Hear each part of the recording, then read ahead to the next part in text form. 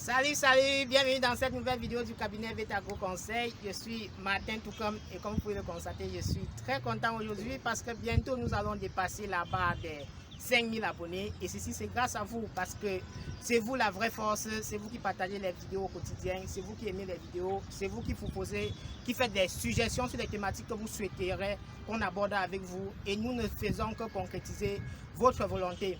Alors pour fêter les 5000 abonnés, je vous ai préparé une thématique spéciale sur le financement de notre secteur. Ah oui, le financement, l'argent c'est le nœud de la guerre comme on le dit souvent.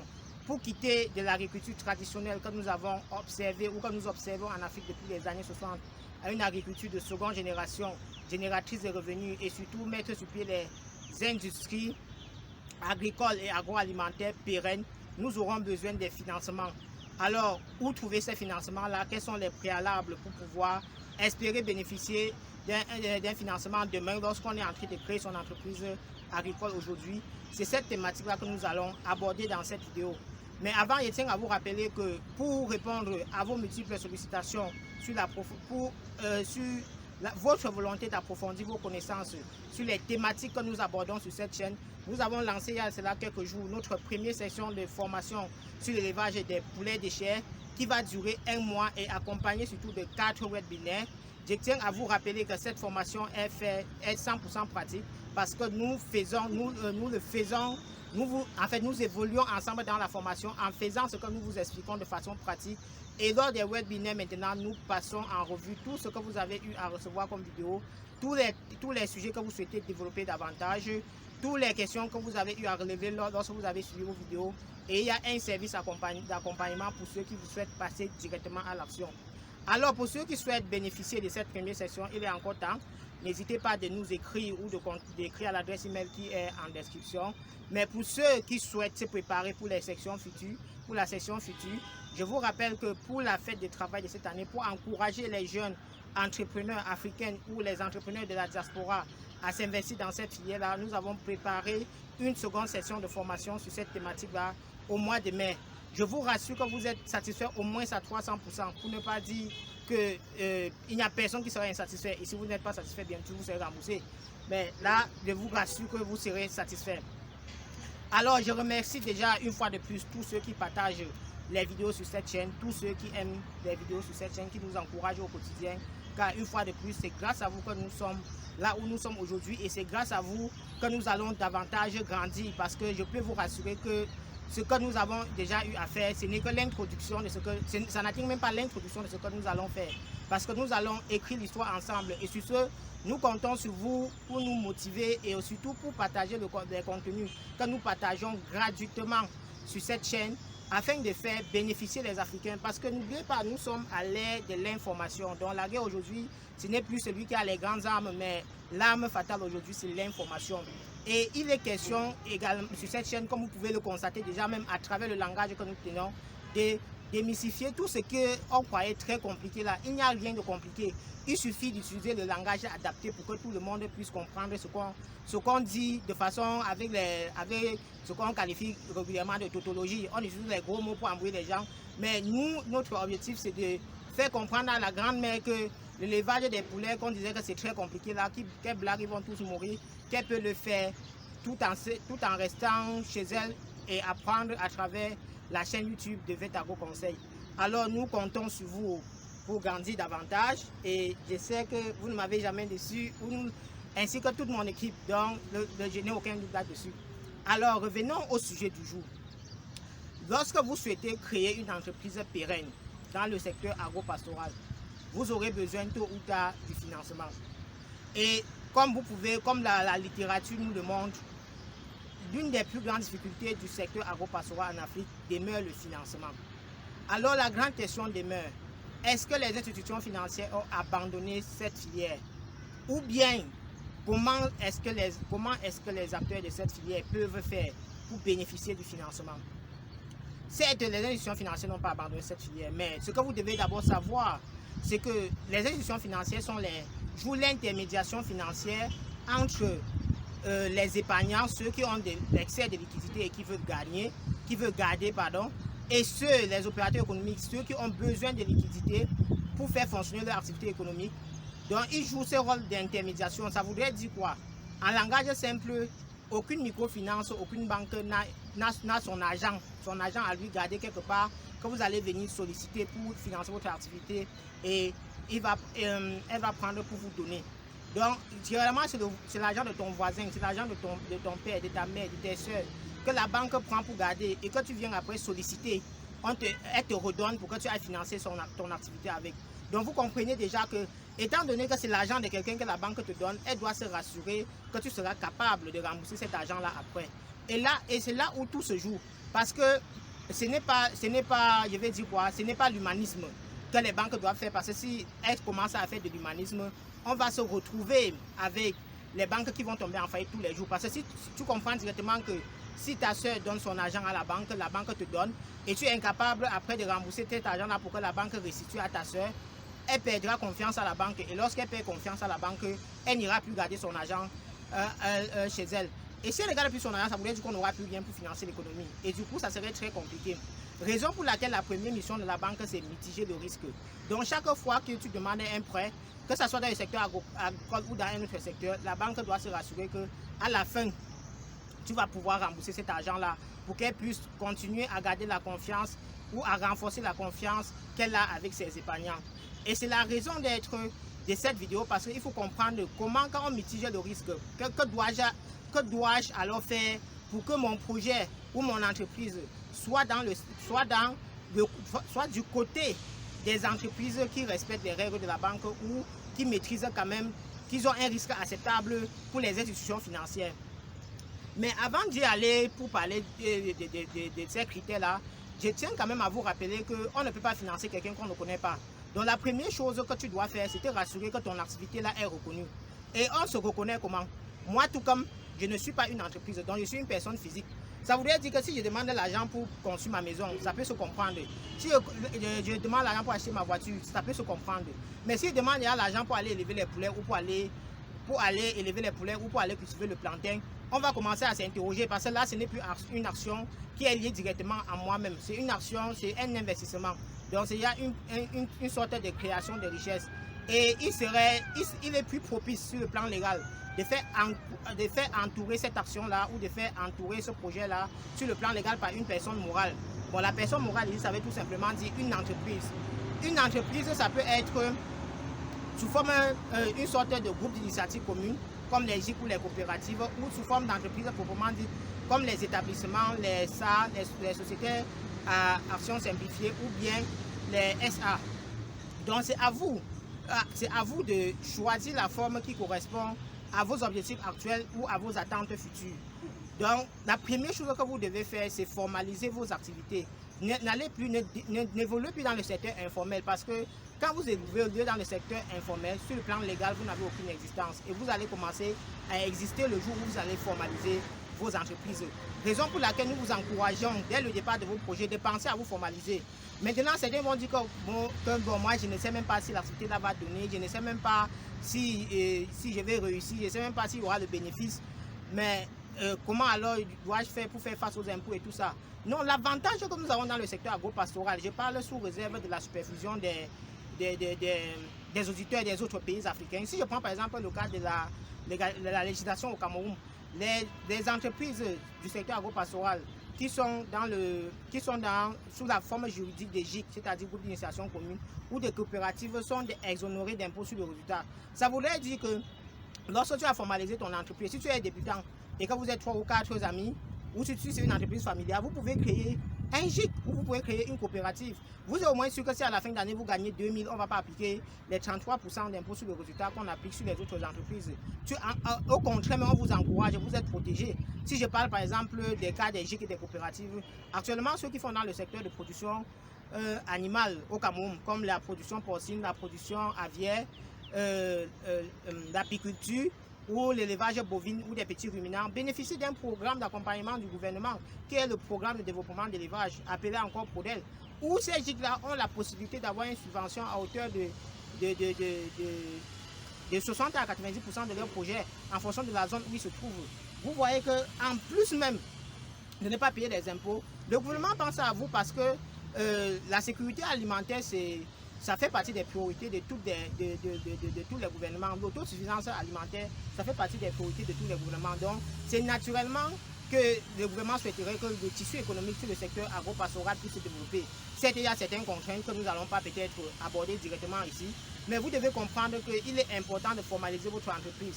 Maintenant, si nous revenons dans le domaine des financements, lorsque vous formalisez votre entreprise, aux yeux des créanciers, que ce soit le gouvernement, que ce soit les institutions financières, ça donne un peu plus de valeur, ça vous donne un peu plus de crédibilité. Maintenant, le second élément, c'est que le financement, comme je l'ai dit tout à l'heure, la base du financement, c'est la confiance. Ça voudrait dire que je ne peux pas donner l'argent à quelqu'un que je ne connais pas. Ça voudrait, même si tu existes, même si tu as une forme juridique et que je ne connais pas, je ne peux pas te donner l'argent. Je ne pense pas qu'il y a quelqu'un qui suit cette vidéo, qu'un passager, un passant peut se placer devant sa porte et dire que donne-moi 2 millions et pas me construire. Il ne le connaît pas et même s'il a l'argent, il pourra prendre 2 millions et lui donner. Non. Il va vouloir savoir qui est-ce qu'il est, où est-ce qu'il habite, est-ce qu'il va vraiment construire la maison là. Il y a un ensemble d'éléments.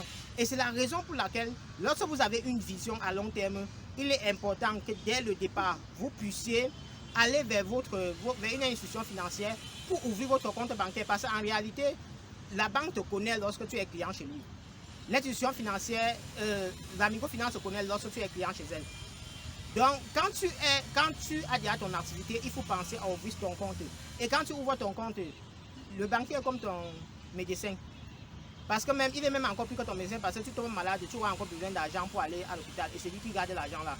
Donc, sois franc avec ton banquier. Tu peux déjà lui dire dès la base que vraiment dans l'activité, si voici ma vision. Et dans 3 ans, 5 ans, je souhaiterais avoir un financement pour développer mon activité. Ton banquier va t'expliquer ce qu'il faut faire pour être éligible au bout de cette période-là. Ça veut dire que durant les 3 premières années, quelles sont les différentes actions que tu dois mener? Quel est le comportement que tu dois avoir avec ta banque pour pouvoir bénéficier d'un financement?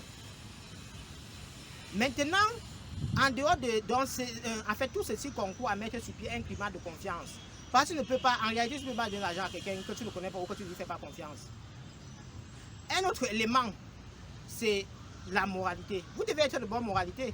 Ça ne sert à rien de bouffer l'argent dans tous les tontines et vous ne continuez pas à cotiser. Et vous espérez que la banque va vous financer ou qu'une microfinance va vous financer. Non, vous devez être de bonne moralité. Parce que déjà qu'on est chef d'entreprise, ça voudrait dire qu'on a décidé d'être un leader. Parce qu'on a une équipe qu'on doit conduire au quotidien. Et si vous êtes un leader malhonnête, vous risquez de former d'autres leaders malhonnêtes. Donc vous devez être un leader modèle. Un leader qui honore ses engagements. Ne venez pas partager les chèques aux gens sans provision dans vos comptes et vous espérez avoir un financement un jour. N'allez pas prêter l'argent dans une banque que vous ne remboursez pas. Après, vous pourrez dire que bon, même quand je ne vais pas rembourser à la banque A, je vais passer à la banque B pour chercher encore les sous. Non, non. Ils ont un système de communication entre eux. Elles vont vous prendre. Donc, soyez de bonne moralité. Si vous êtes de bonne moralité maintenant, on va regarder votre activité. Est-ce que vous avez maîtrisé technique de votre activité? La maîtrise technique peut s'évaluer à 2 niveaux. Déjà, l'expérience du promoteur dans l'activité. Quelqu'un qui vient dans une banque aujourd'hui, il commence à cultiver l'ananas. Et 5 ans après, il vient demander de financement. On voit qu'il a commencé avec 500 000. Aujourd'hui, il est déjà à 5 millions. Et qu'il veut 5 millions pour passer à 10 millions. Mais là, c'est plus facile de faire confiance à cette personne-là que quelqu'un qui vient, il n'a même pas encore acheté le terrain, il a écrit tout un gros document, il vient, il dit que je veux produire l'ananas. On m'a dit que ça donne beaucoup à Hawaï. J'ai besoin de 15 millions pour commencer.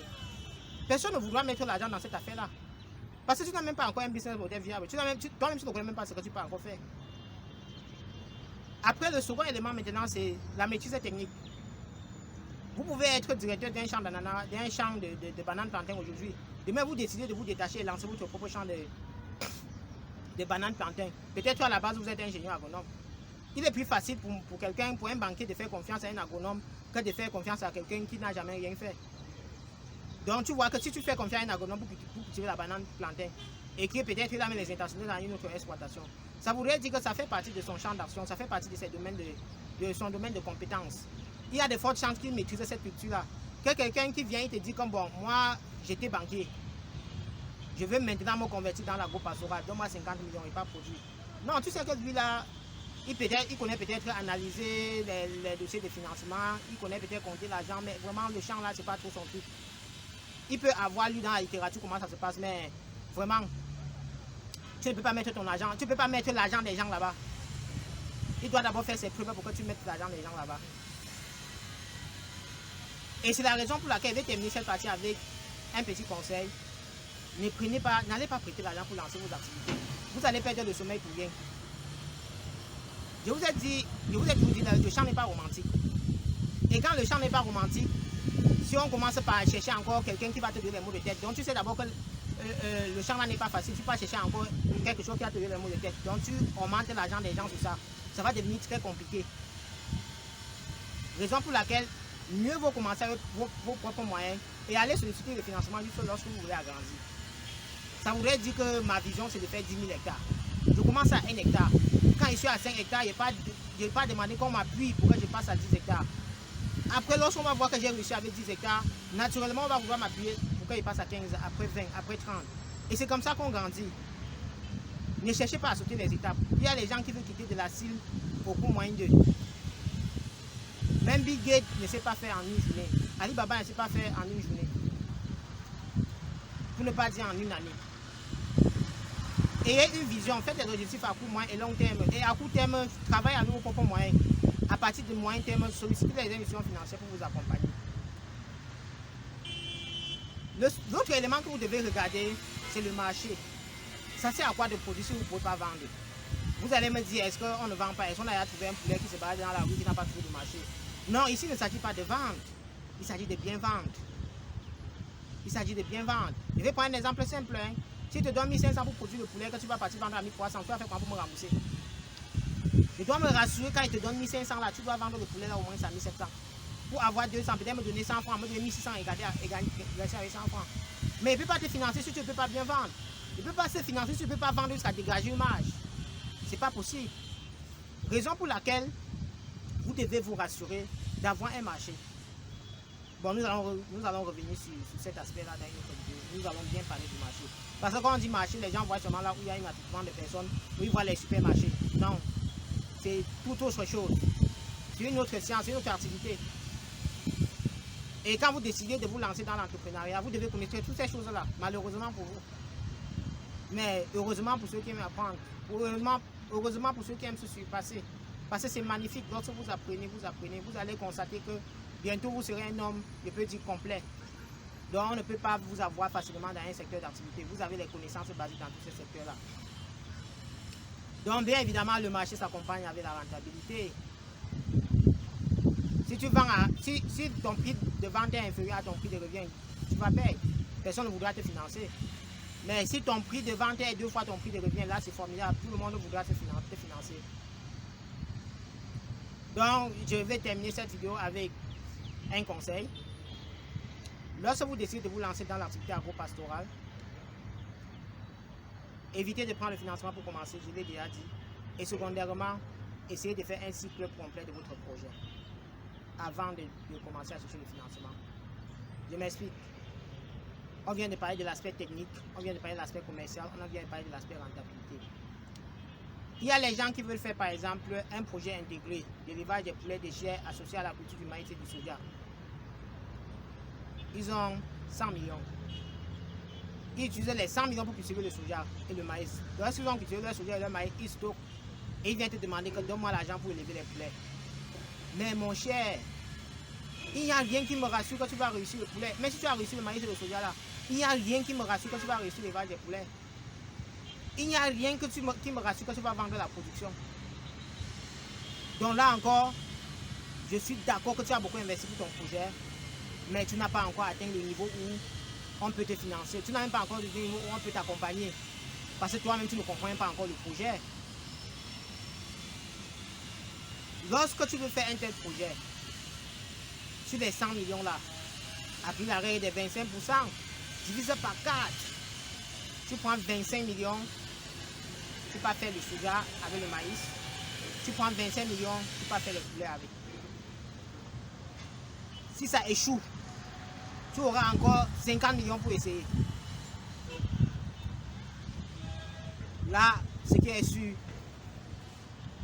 l'échec, c'est une possibilité de recommencer avec plus d'intelligence. Donc, quand on dit plus d'intelligence, ça voudrait dire recommencer en corrigeant les erreurs que tu avais d'abord faites. Quand tu échoues une fois, ce qui est sûr, la seconde fois, même si tu échoues, ça ne serait plus les mêmes causes. Parce que tu auras au moins rectifié ces causes-là.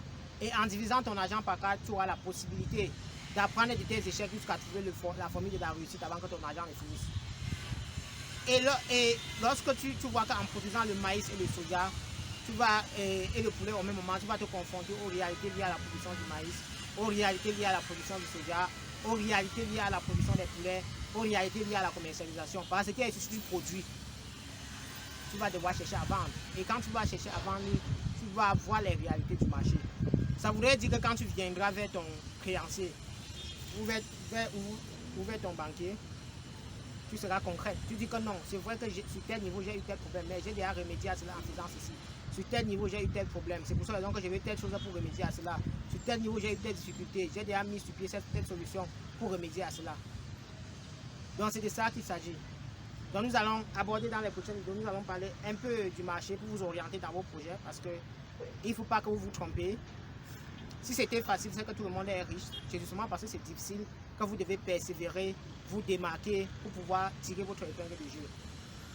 Et nous comptons énormément sur vous pour avoir beaucoup de gens qui vont, beaucoup de personnes, beaucoup d'Africains qui vont adopter cette formule-là. Parce que c'est la seule possibilité pour nous de quitter de cette situation de misère.